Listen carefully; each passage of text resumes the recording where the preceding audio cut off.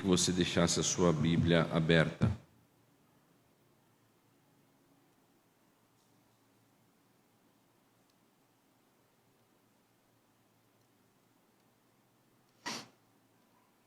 Porque eu estarei lendo alguns textos da Escritura e eu gostaria que você pudesse acompanhar a leitura.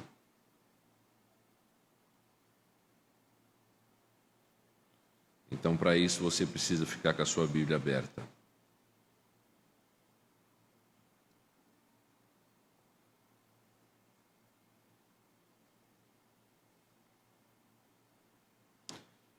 Capítulo 18, e nós vamos entrar no 19, mas na hora que eu for ler, eu vou pedir para que a igreja me acompanhe, porque são vários textos aqui que eu queria trazer à memória de vocês nessa manhã. Então, deixa a Bíblia aberta, não fecha não. Se estiver no aplicativo, deixa aberto para você acompanhar a palavra de Deus. Vamos orar pedindo a Deus que abra o nosso coração e entendimento nesta manhã. Obrigado, Deus, pela Tua palavra, que será exposta aqui. Nós pedimos que o Senhor nos ajude a entendê-la, nos ajude a compreender-a melhor, para louvor da Tua glória e para a honra do Teu nome, e para a edificação da nossa vida e para a maturidade da nossa fé. Perdoe os nossos pecados e falhas e traga à nossa memória, Deus, coisas tão fundamentais e importantes que precisamos constantemente lembrar com relação à Tua palavra e à Tua obra de redenção em nosso favor. É o que eu peço ao Senhor, por mim e pelos meus irmãos na manhã desse dia. E que as palavras dos meus lábios e que o meditar do meu coração sejam sempre agradáveis a Ti, Senhor meu, rocha minha e Redentor meu. No nome de Jesus. Amém. Eu creio que entender o que Cristo fez por nós é fundamental para que o honremos e sejamos fiel a Ele, ou sejamos fiéis a Ele em todo o tempo. Eu tenho percebido que, de certa forma, de anos para cá, quanto menos o conhecimento que nós temos a respeito da Escritura e da obra de redenção, menos também tem sido a nossa forma de culto e de adoração ao nosso Deus. Às vezes, a correria do dia a dia, o descompromisso com a Escritura, o descompromisso com a palavra de Deus, tem levado muitos e muitos cristãos a viverem uma vida capengando, com muitos problemas na forma de viver, porque faltam a compreensão melhor e o tributo que devem dar a Cristo, devido ao entendimento que tem a respeito da glória e da honra e de tudo aquilo que Cristo fez por nós. É fundamental. E talvez a falta de mensagens, de reflexões, que leiam as Escrituras conosco, trazendo à nossa memória fundamentos relevantes da nossa fé, atrapalhe e faça falta para o nosso dia a dia e para o nosso coração. Há pessoas, por exemplo, que fazem coisas que são extremamente significativas, e aquilo que elas fazem de significativo no mundo, de certa forma, influencia gerações e gerações. Elas recebem honras, elas recebem aplausos, elas recebem renome e conhecimento por aquilo que elas fizeram e que, de certa forma, beneficiou a humanidade como um todo. Eu não sei se vocês já ouviram falar de Alexander Fleming. Nasceu em 1881 e morreu em 1955. Ele foi o homem que inventou a penicilina. Só isso. Foi o homem que inventou a penicilina. Ele lutou a Primeira Guerra Mundial, e na Primeira Guerra Mundial ele viu que os soldados feridos tinham infecções e feridas muito graves, e não existia um remédio naquela época que fosse ativo para curar aquelas doenças. Quando terminou a Segunda Guerra, ele foi para o Hospital de Santa Mary, lá em Londres, e ali ele começou a fazer pesquisas e mais pesquisas. Em 1928, ele coletou algumas bactérias e fungos com a tentativa de tentar descobrir qual era aquela bactéria e qual era a reação que ela podia sofrer, dado algum tipo de medicação. Só que ele tentou isolar aquilo, acondicionar, só que ele viajou. E quando ele viajou, em 1928, ele esqueceu de ter preparado aquele material que ele havia colhido, para que ele pudesse, de certa forma, ser protegido e as pesquisas continuarem posteriormente. Quando ele viajou, ele voltou, e quando ele voltou, ele viu que aquilo criou um boloro, embolorou. E quando ele ia jogar tudo aquilo fora, que era resultado das suas pesquisas, ele reparou que existia ao redor dos fungos um tipo de secreção que impediu com que os fungos propagassem.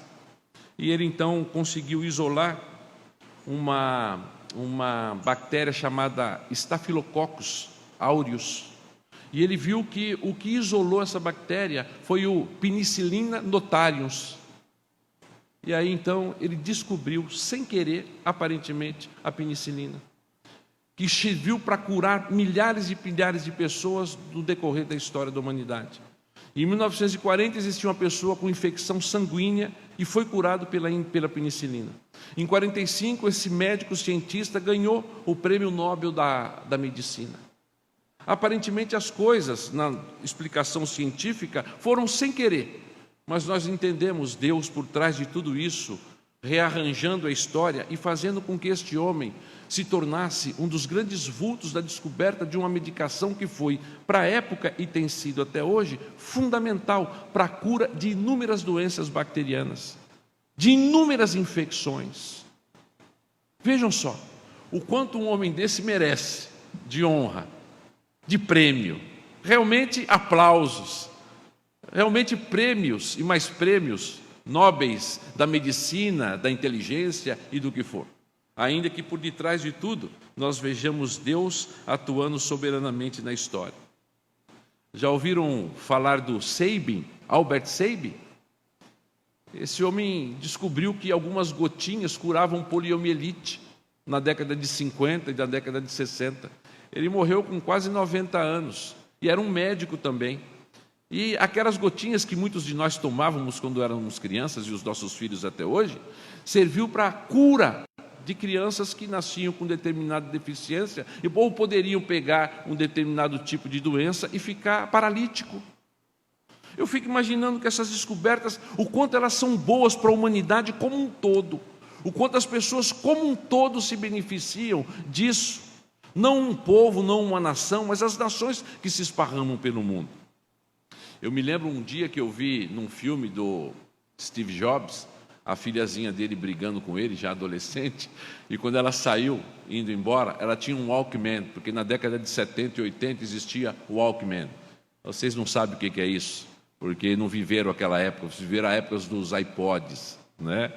A época dos iPhones, a época dos celulares. Naquela época você tinha um Walkman, você colocava uma fita cassete dentro, colocava ele do lado e andava com 2 negoção no ouvido pela rua fora, achando que era o cara ou a mina. E aí a filha do Steve Jobs conversando com ele em cima de um hotel, no estacionamento, quando ela brigou com ele, falou um monte de coisa para ele, virou as costas para ir embora, ele disse: minha filha, eu te amo, e o que é que você carrega aí? Aí ele disse o que ela carregava lá, e ela disse: quantas músicas vai aí? Ah, vai umas 10 músicas. Ele disse: eu vou inventar um aparelho que vai caber mais de 500 músicas. E inventou. E hoje um celular cabe quantas músicas? Então são situações, pessoas, gente, que colaboraram de uma forma tão extraordinária para o desenvolvimento humano, que realmente merecem prêmios, merecem ser ovacionados, aplaudidos, merecem ser honrados. Quando passam, a gente tem que dizer: lá vai fulano, o que esse cara fez para a humanidade foi extraordinário. E a gente às vezes se esquece que houve alguém, que tivemos alguém, que de fato existe hoje, que a morte não foi capaz de levá-lo da nossa realidade, que fez coisas por nós, humanos, muito maior do que qualquer médico, do que qualquer advogado, do que qualquer professor, do que qualquer teólogo, do que qualquer outra pessoa neste mundo. Nós honramos os homens como que se a colaboração deles fosse o suprassumo de alguma coisa absoluta. E nos esquecemos que nós temos aquele que é o Senhor da glória e da honra. E nem sempre temos sido gratos, fiéis e íntegros a Ele como deveríamos. Se ganhamos dinheiro, se temos saúde, se somos curados, se temos remédios e tecnologias, tudo isso vem do Senhor. Salomão foi um dos homens mais sábios que pisou nesta terra. As Escrituras contam a história dele com a rainha de Sabá e diz que tudo que ela perguntou para ele, tudo, ele respondeu, tudo. Ele falou sobre botânica, ele foi poeta, ele escreveu salmos, ele foi gênio. Escreveu tratados existencialistas, ele foi extraordinário. E quando Jesus veio, ele disse assim: eis aqui quem é maior do que Salomão.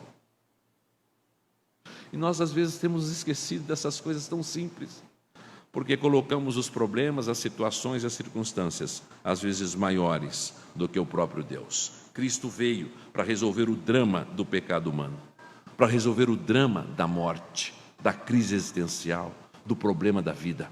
Ele veio para mostrar para a gente que é possível sim passar por situações difíceis e continuar. Ele veio para nos reconciliar com Deus, mostrar que toda a ira, que todo derramamento do poder que lacrava a nossa vida no inferno eternamente por merecimento nosso, foi completamente vencido por Cristo o Senhor.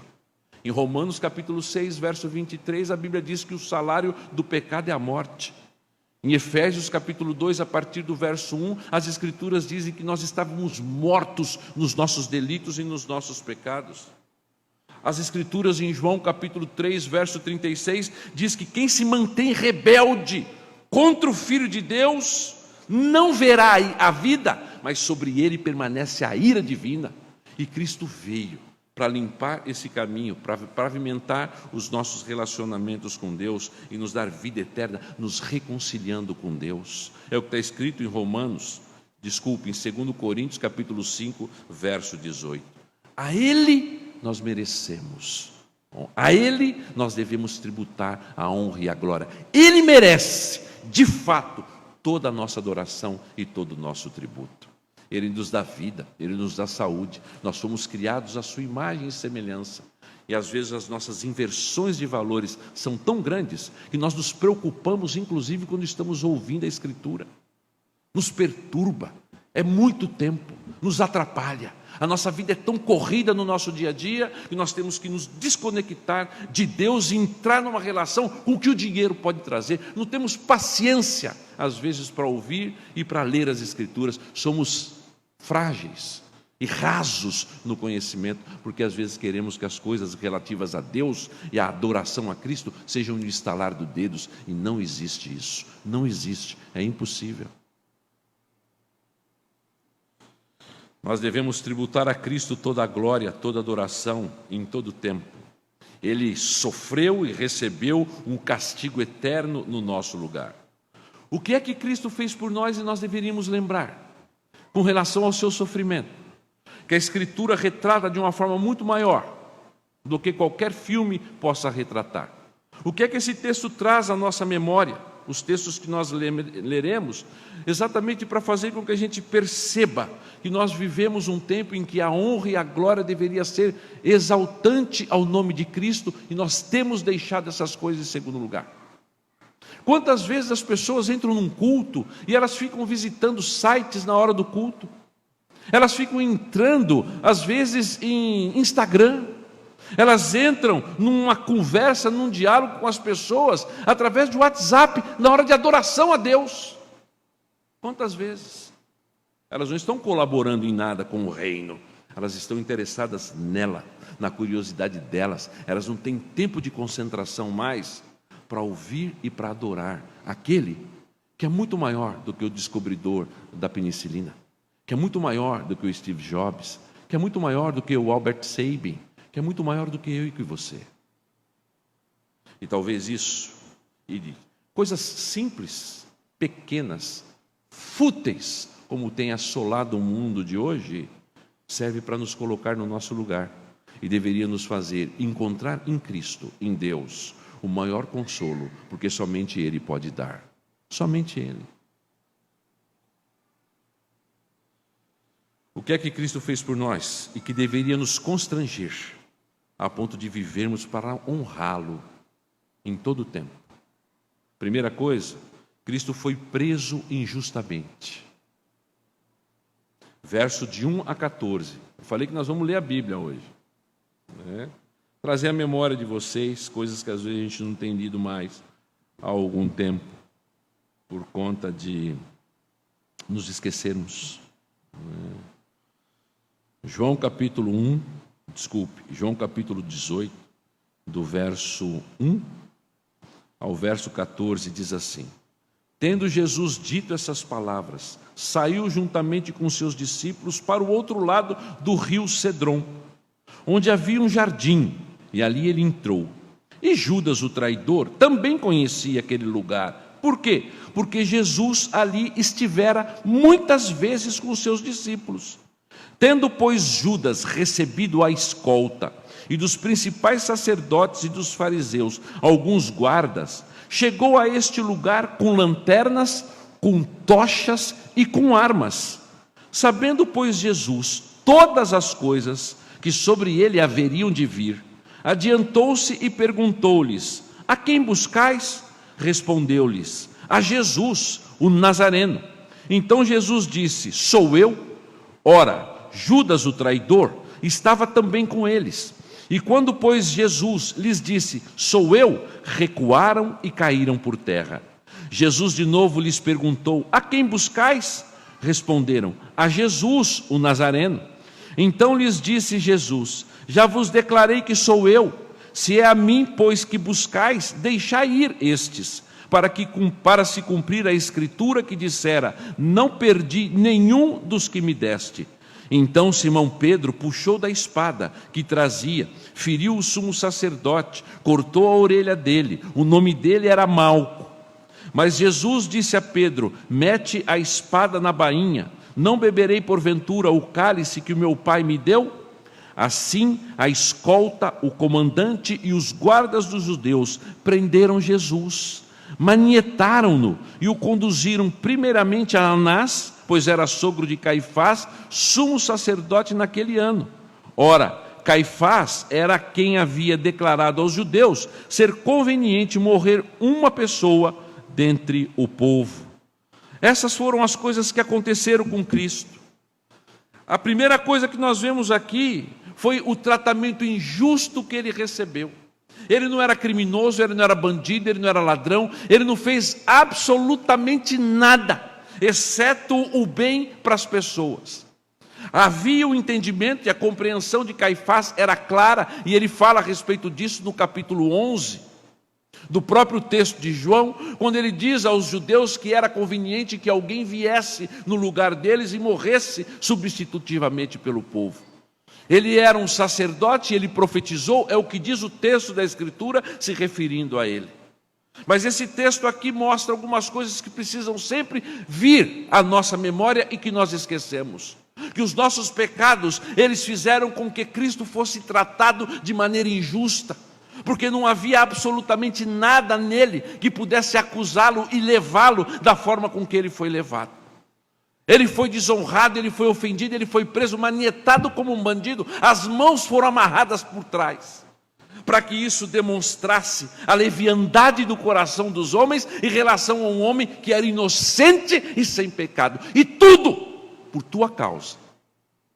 Mas nós nos esquecemos disso, e por isso nós honramos outras pessoas, nós aplaudimos outros quando passam, nós tributamos a eles grandes valores, e esquecemos do que o nosso Redentor fez por nós, as injustiças que cometeram contra ele. Jesus ia naquele lugar sempre.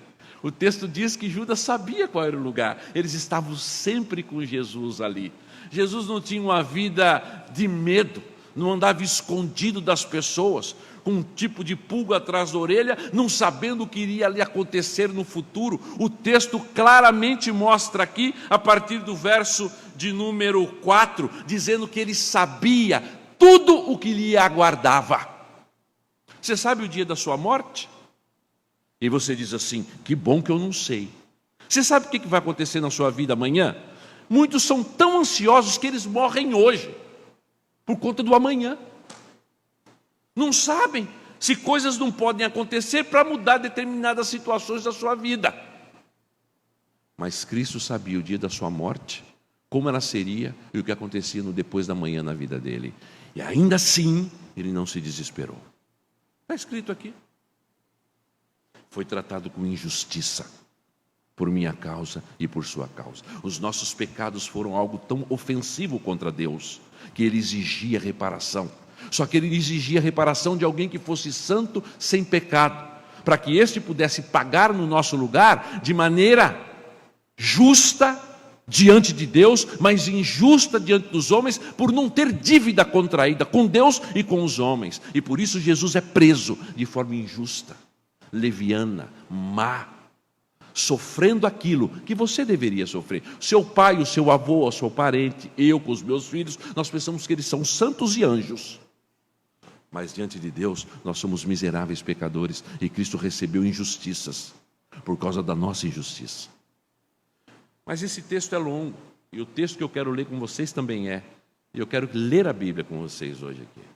A segunda coisa que esse texto nos ensina, sobre o que Cristo fez por nós, e que deveria constranger, envergonhar a gente, para que a gente fosse melhor adorador do que nós somos, é que ele foi traído e negado por um dos seus mais próximos e mais chegado amigo. O verso de número 15 a 18, o verso 25 a 27 mostra isso. Vamos ler a Bíblia. Vamos ler a Bíblia. Simão Pedro e outro discípulo seguiam a Jesus. Sendo este discípulo conhecido do sumo sacerdote, entrou para o pátio deste com Jesus. Pedro, porém, ficou do lado de fora. Não tinha um trânsito bom, né? Não tinha política. Aí, fica de fora, Pedro.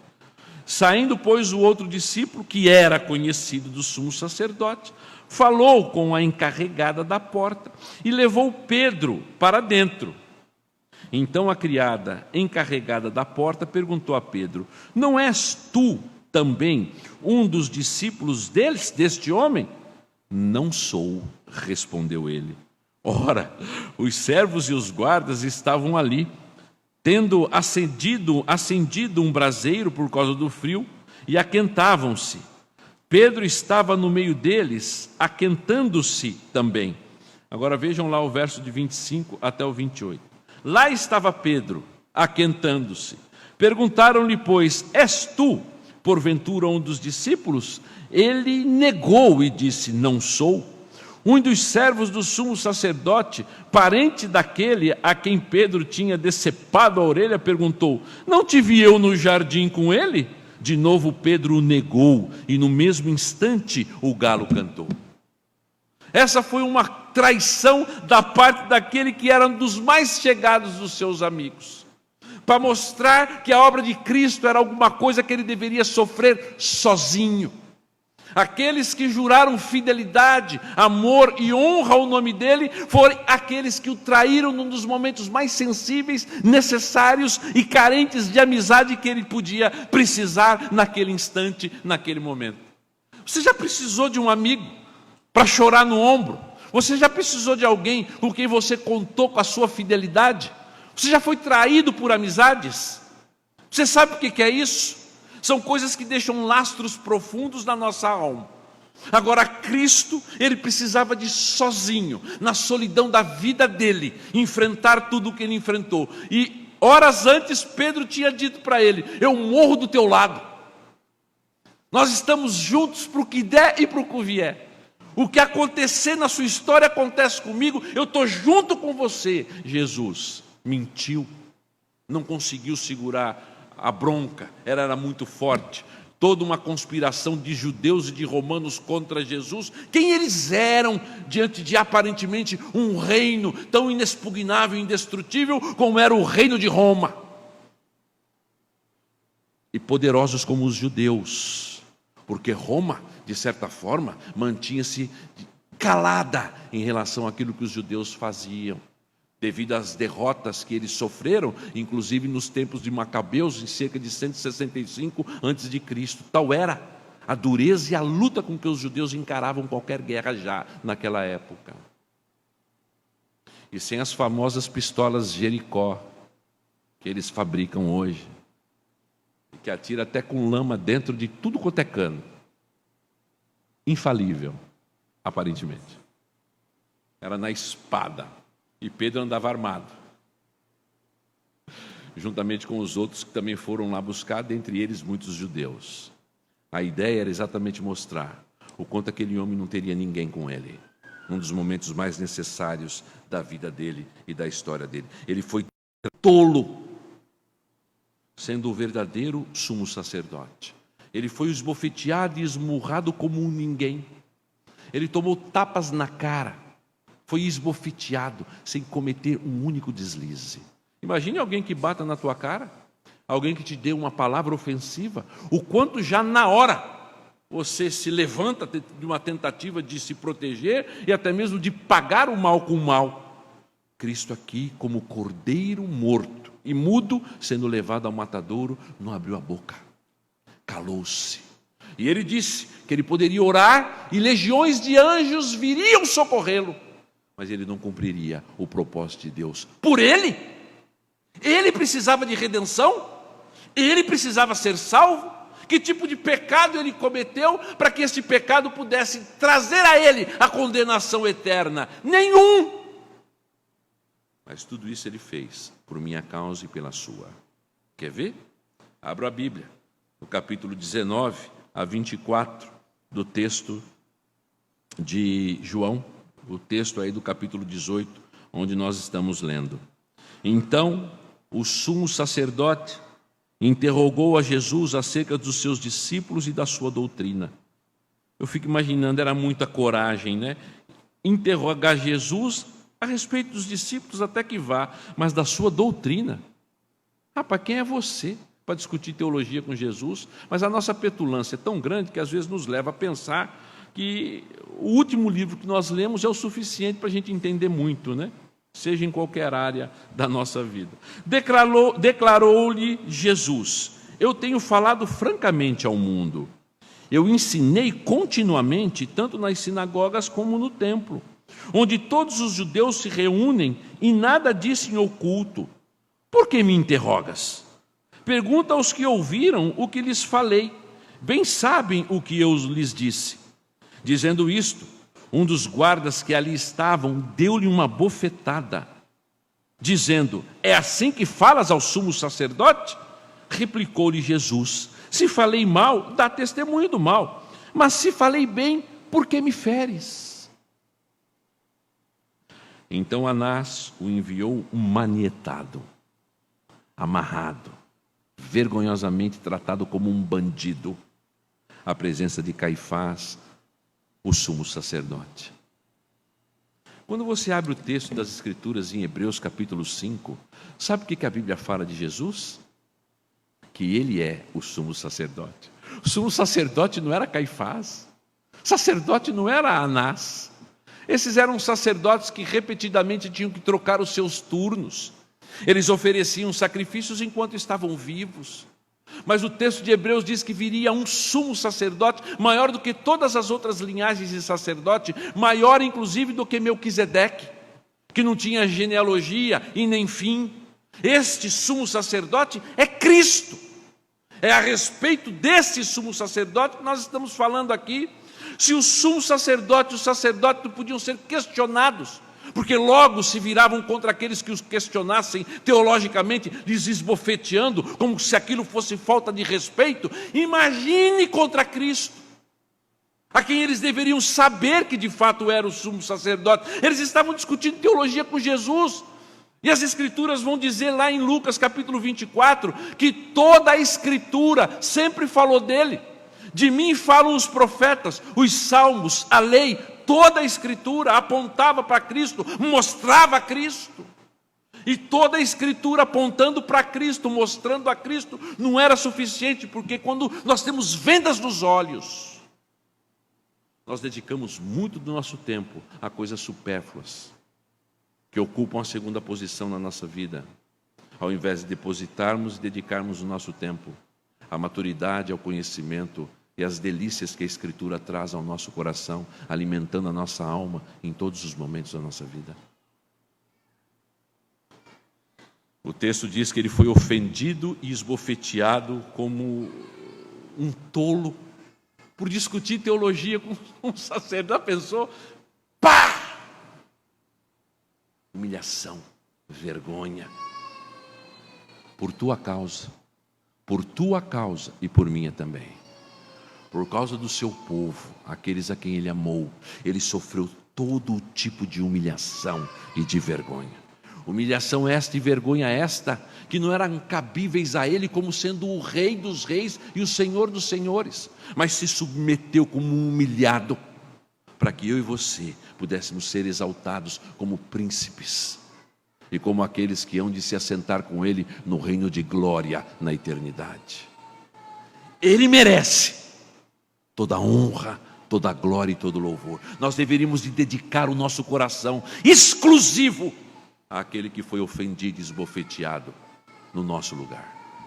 Mas o texto continua, e ele diz que nós devemos honrar a Cristo, porque ele foi tratado como um fora da lei, desprezado e desvalorizado no mesmo pé de igualdade que um bandido, ou menos que um bandido. Pediram a soltura de Barrabás, um assassino, e pediram a prisão de Cristo, o inocente. Deixa eu só explicar uma questão para você aqui. Nem no reino da glória você será inocente. Não existem inocentes neste universo. Não existem inocentes neste mundo, e nem na glória você será inocente. Ok? Inocente pressupõe alguém que é tábula rasa, que nasceu sem inclinações morais. Ninguém é assim. No reino da glória nós continuaremos no status que nós estamos hoje, melhorado. Por toda a eternidade nós seremos vistos como justificados em Cristo, nunca inocentados, porque a Escritura Sagrada diz que Deus não inocenta o culpado. Lembre-se da Bíblia. Seu filho não é inocente. O filho que nascerá da Raquel quando ela se tornar uma mulher, uma esposa, ou da Bárbara, ou de qualquer outra criança que casará com a graça de Deus nesta igreja, com homens crentes, obviamente, e que terão filhos, não serão inocentes. Sobre todos eles está imputado o pecado da corrupção que está sobre todos os homens, que é aquilo que é chamado de pecado original. Cristo não tinha isso. Portanto, ele sofre inocentemente, sem pendências nenhuma. Ele nasce como um ser moral, mas com o coração absolutamente inclinado para aquilo que da sua personalidade divina ele era conduzido por ela. Cristo, como Deus que era, nunca pecou, nunca errou, mas foi tratado como um bandido. O texto diz aí no verso de número 25, do texto do verso 28 até o 39, presta atenção. Depois levaram Jesus da casa de Caifás para o pretório.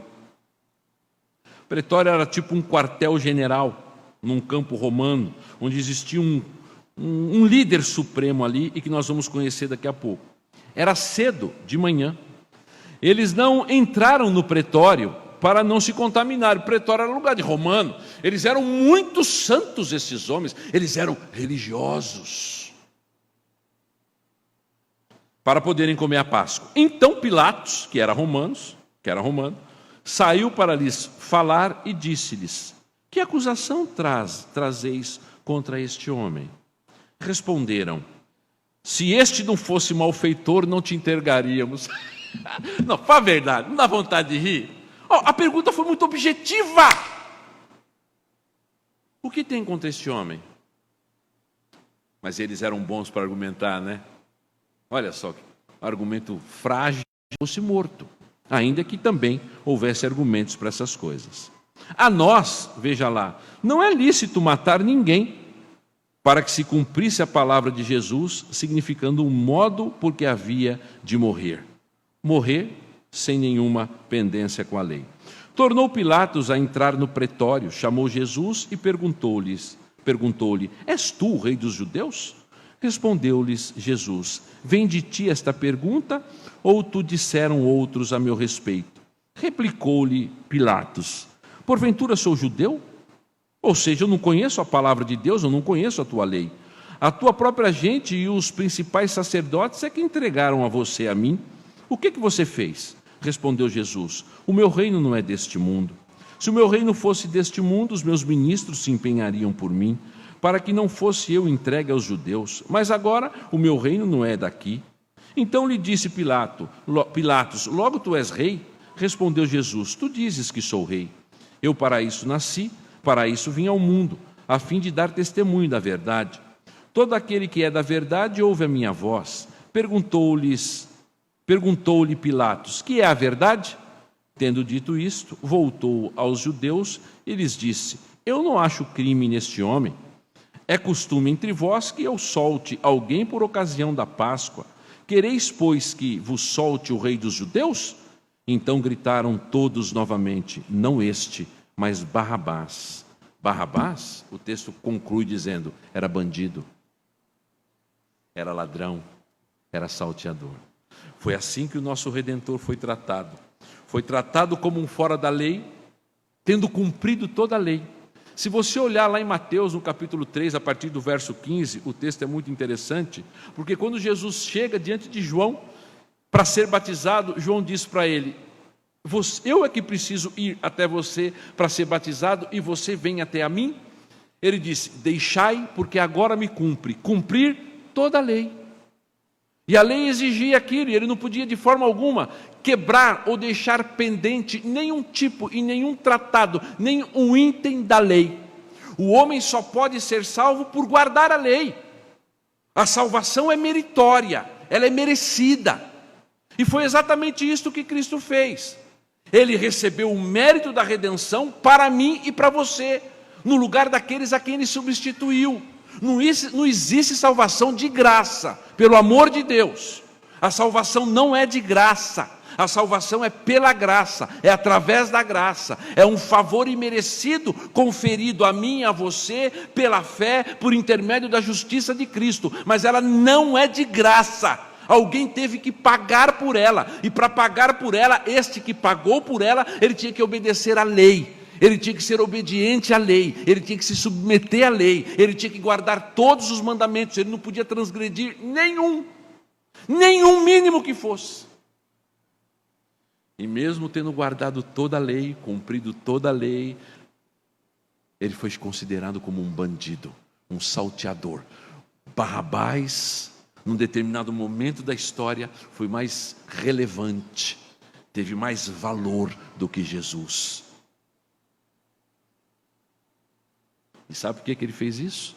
Porque você não tinha competência para fazer, e nem eu.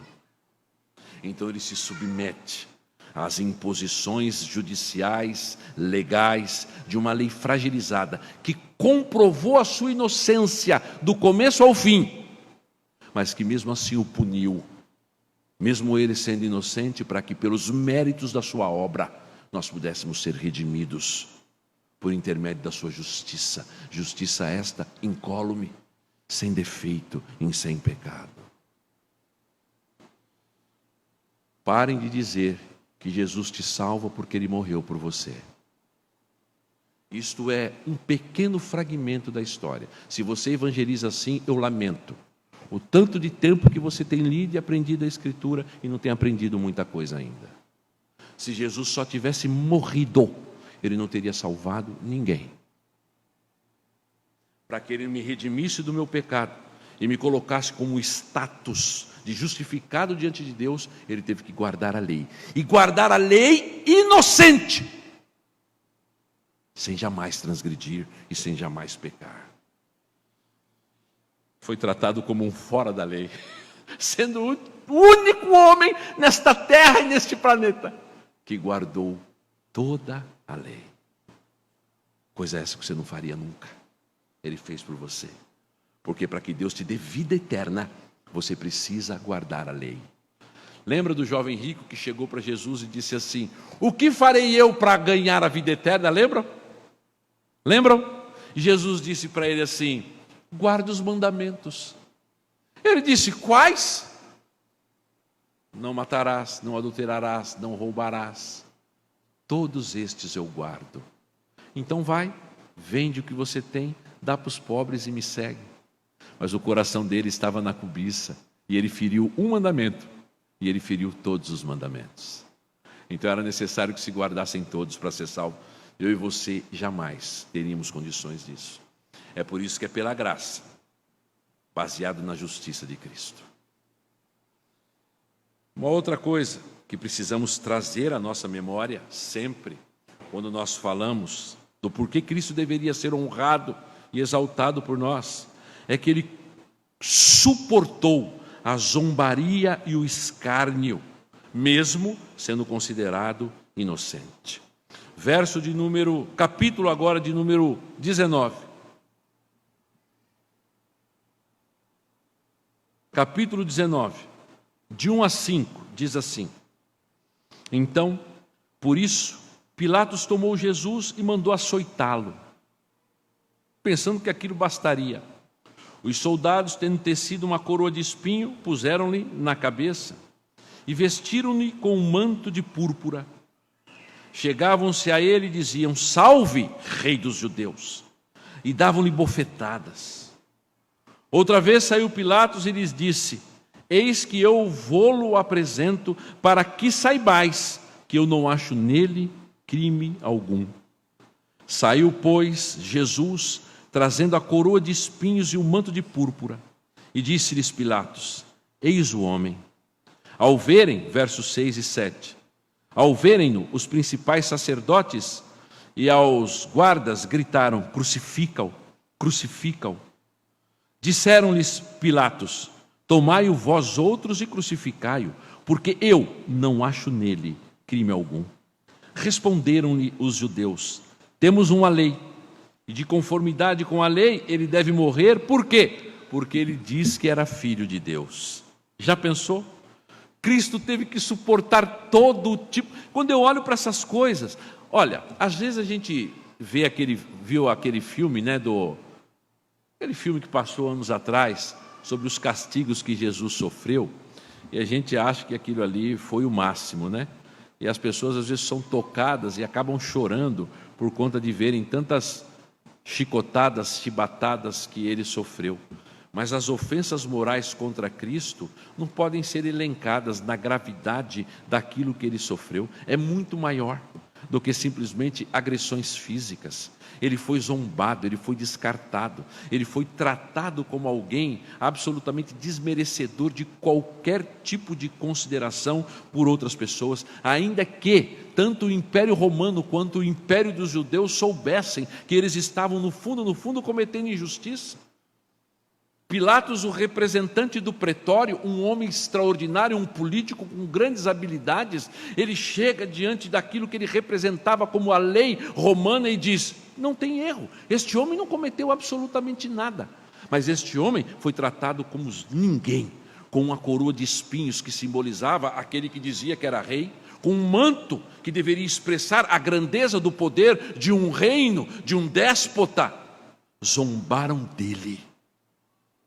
Fizeram dele chacota, sendo que ele poderia ter pedido a Deus e Deus mandado legiões de anjos para destruir com todos eles. A lei judaica e a lei romana deveriam condenar um homem com base na transgressão da lei. É verdade. Mas sabe o que 2 Coríntios capítulo 5, verso 21 diz? Aquele que não conheceu pecado, ele fez pecado por nós. Aquele que não conheceu o pecado foi zombado, escrachado, ofendido, desonrado. Todos os atos punitórios da lei que deveriam vir sobre você, os seus filhos, as suas gerações, e eu, os meus filhos e as minhas gerações também, como de todos os homens indiscriminadamente, foram postos sobre Cristo. E você não o honra como ele deveria ser honrado? E você tem coragem de colocar na agenda da sua vida coisas mais importantes do que Cristo? E eu também? Como nós podemos agir assim? Com tanto descrédito e tanta desonra. Como? Essas coisas deveriam tocar profundamente a nossa alma, porque Cristo suportou tudo isso, o escárnio, a zombaria, a bagunça. Pilatos não suportou isso. Flávio Josefo, na história eclesiástica, conta que Pilatos se suicidou pouco tempo depois da morte de Cristo. Isso é história. Tal era o tormento de ter participado de um conluio que escarneceu, que ofendeu e desonrou o Senhor. O peso na nossa consciência deveria ser maior quando nós não tributamos a Cristo glória e honra, porque este peso nos levaria exatamente a Cristo, o único que é capaz de tirar a nossa culpa e de trazer paz ao nosso coração. Sabe o que Cristo fez por nós e que nós deveríamos ter honrado e engrandecido o nome dele? Ele voltou ao pó, sem jamais ter conhecido o pecado. O verso 38 ao 42 do capítulo 19 vai dizer assim. Capítulo 19, vamos ler a Bíblia. Vamos lá. Exercício para a gente e para alguns irmãos que estão em casa aí também. Depois disto, José de Arimateia, que era discípulo de Jesus, ainda que ocultamente pelo receio que tinha dos judeus, rogou a Pilatos que lhe permitisse tirar o corpo de Jesus. Pilatos lhe permitiu. Então foi José de Arimateia, retirou o corpo de Jesus. E também Nicodemos, aquele que anteriormente viera a ter com Jesus à noite. Foi levando cerca de 100 libras de composto de mirra e aloés. Tomaram, pois, o corpo de Jesus e o envolveram em lençóis com os aromas, como é de uso entre os judeus na preparação para o sepulcro. No lugar onde Jesus foi crucificado havia um jardim, e neste um sepulcro novo, no qual ninguém tinha sido ainda posto. Ali, pois, por causa da preparação dos judeus e por estar perto o túmulo, depositaram o corpo de Jesus. Voltou ao pó. Sabe quem que merece voltar ao pó? Pecadores. Voltar ao pó é uma das cláusulas da maldição abrandada de Deus sobre a humanidade depois do pecado. E o homem voltará ao pó do qual era. O salário do pecado é a morte. Quando o homem pecou contra Deus, Deus mandou uma maldição e a morte o levaria ao pó novamente. Tu és pó e ao pó voltarás. E quando o homem volta ao pó, sobre ele está todos os atos de corrupção possíveis. E são demonstrados na decomposição do seu corpo, na corruptibilidade da sua carne, no apodrecimento dos seus órgãos e do seu organismo. Voltar ao pó é um dos momentos mais humilhantes para toda a raça humana, porque expressa o homem indo ao seu estado natural antes mesmo da sua própria criação. Ele voltar ao pó significava receber a imposição do juízo e da justiça de Deus sobre alguém que pecou e que desonrou o nome do Senhor. E o texto das Escrituras dizem que Jesus Cristo foi morto e foi sepultado. Agora Cristo, diferentemente, sendo inocente e recebendo todas as imposições legais do juízo de Deus, mas inocentemente, não voltou ao pó como nós.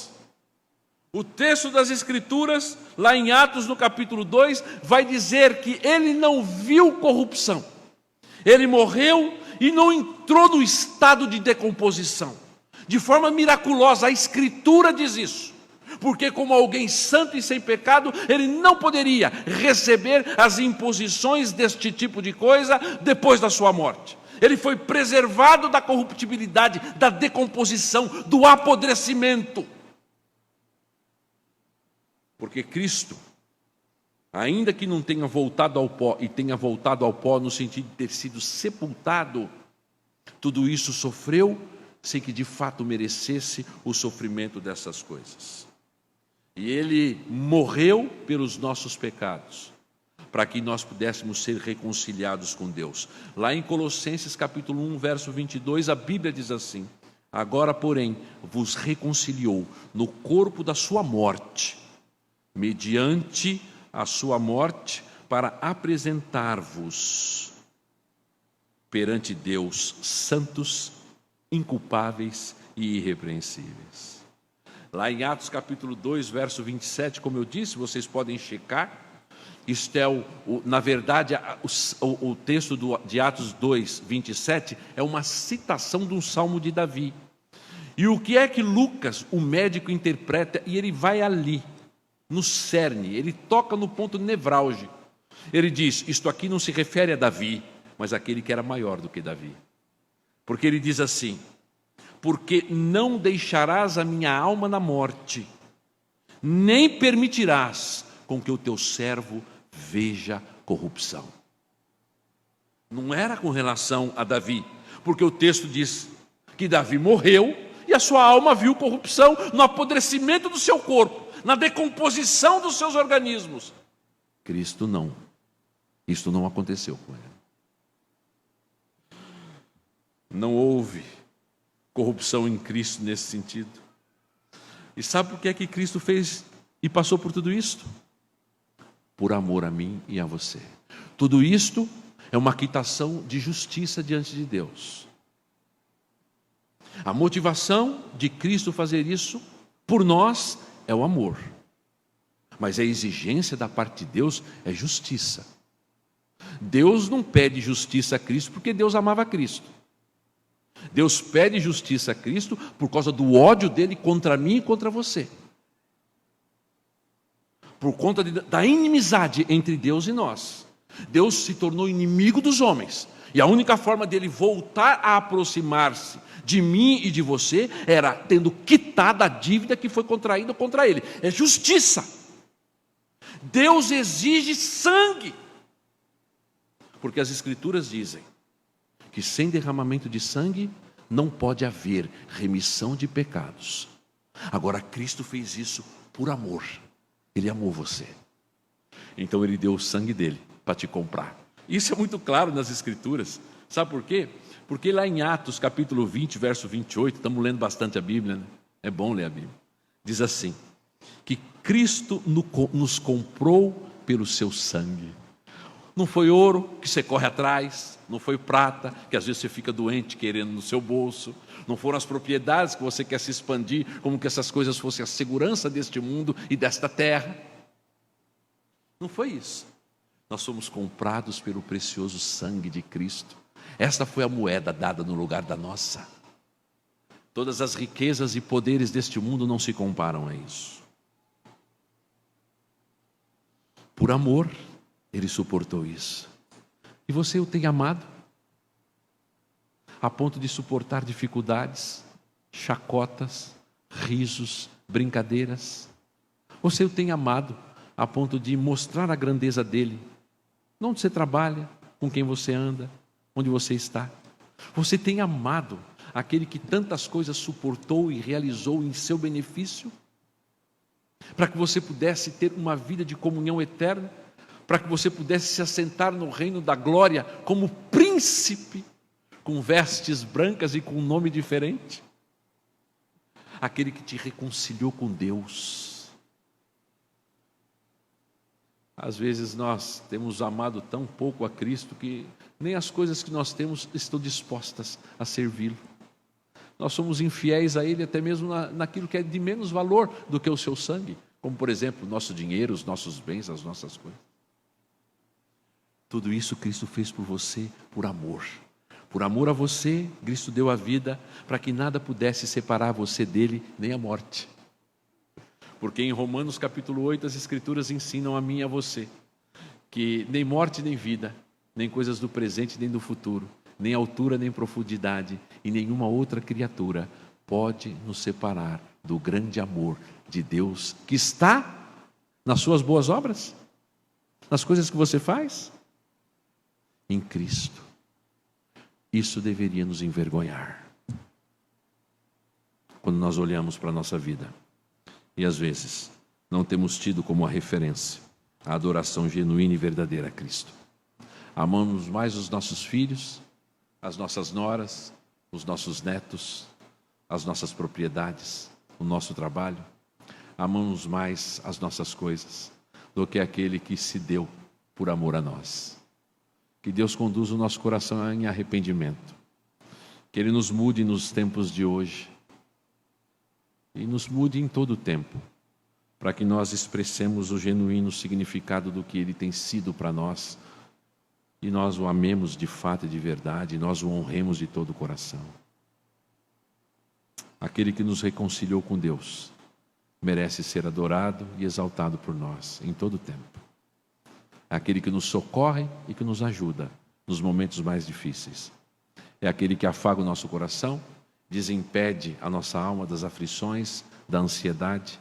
A Ele nós devemos tributar toda a glória e toda a honra. Ele é o Rei dos Reis.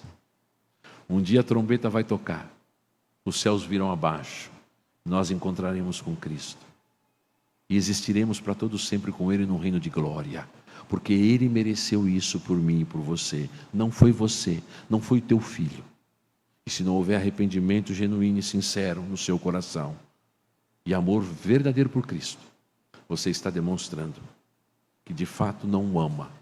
E aquele que não ama Cristo, que não honra Cristo, não faz parte das coisas de Cristo. E Deus nos ajude a lembrar disto e ter isto em memória. Amém? Vamos orar, encerrando esse momento. Nosso Deus, abençoe a Tua palavra ao nosso coração, que ela traga motivações verdadeiras e genuínas para a nossa vida, para que nós amemos e exaltemos o Senhor com toda a nossa alma. Que este tempo tão pequeno, comparado àquilo que nós dedicamos o nosso dia a dia, seja de qualidade para o nosso coração. E que o Senhor desperte em nós o desejo de Te amar, de Te servir, o desejo de engrandecer o Teu santo nome. É o que nós Te pedimos, para a glória e para a honra do Teu nome. E que o amor de Deus o Pai, a graça de Jesus o Filho e o consolo do Espírito estejam sobre vós, eleitos de Deus, hoje e sempre. Amém e amém.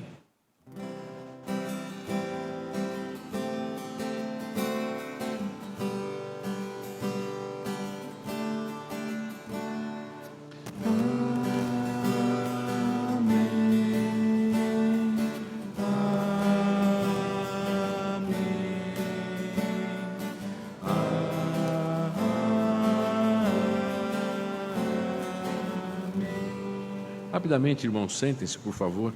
Queria só dar um comunicado à igreja, porque muitos aqui na igreja conhecem essa pessoa.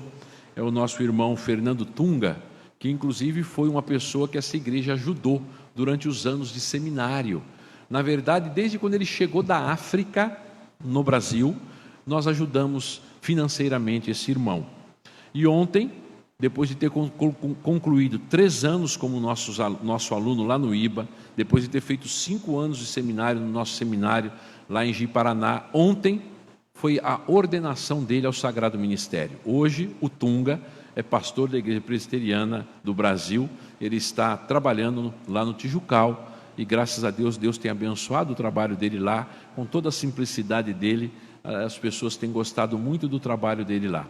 E ontem nós tivemos uma extraordinária do presbitério, onde nós pudemos ordená-lo ao Sagrado Ministério. Então, esta igreja sempre ajudou aquele irmão, e ele é muito grato à nossa igreja, ao conselho missionário da igreja, a irmãos que ajudaram financeiramente ele. Então, durante esses 8 anos em que ele está aqui, ele me disse: quase uma década que vocês têm me ajudado, e eu hoje estou aqui sendo ordenado. Para mim é uma alegria indizível.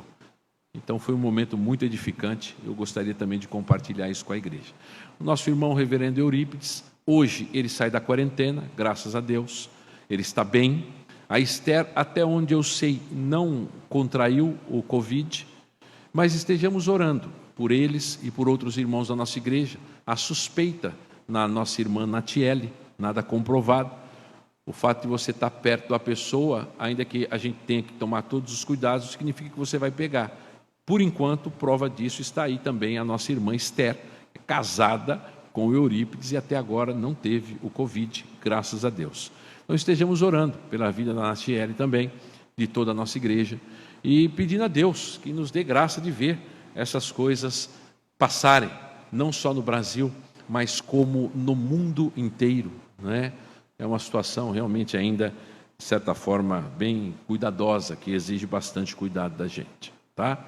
Então hoje, às 18h30, se Deus quiser, nós estaremos aqui para mais um culto.